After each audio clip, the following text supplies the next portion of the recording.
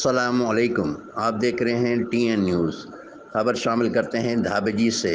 Water board pump house کے ملازمین آج چوتھے دن بھی مین گیٹ پہ احتجاجی دھرنا جاری۔ کوئی بھی منتخب نمائندہ نہیں آیا، نہ کوئی واٹر بورڈ انتظامیہ کا نمائندہ آیا۔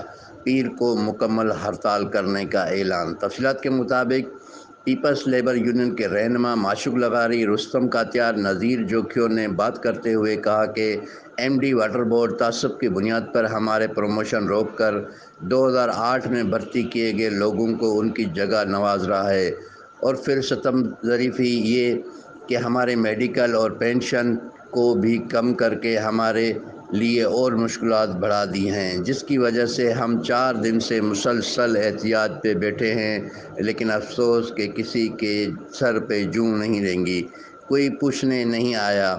انہوں نے مزید کہا کہ اگر ہمارے مطالبات نہیں مانے گئے تو پیر سے مکمل ہڑتال کریں گے۔ بات ہے، فنڈ ہمیں نہیں ملتا، میڈیکل کی سہولیات ہمیں نہیں مل رہی ہیں، پینشن نہیں مل رہی ہے۔ یہاں پہ ایسے بھی لوگ ہیں جن کے 6 مہینے سے فنڈ کٹ رہے ہیں مگر ان کو چیک نہیں ملا آج تک۔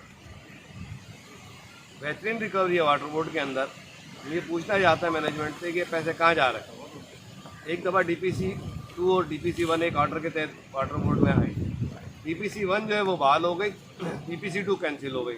ہمارے مطالبات ہے کہ 2012 والی ڈی پی سی 2 جو ہے اس کو بحال کریں، اور ابھی جو نئی جو کمیٹی بنائی ہے، یہ سینٹرلائز پروموشن جو ہے ہم اس کو مسترد کرتے ہیں، circle wise division wise promotion کریں۔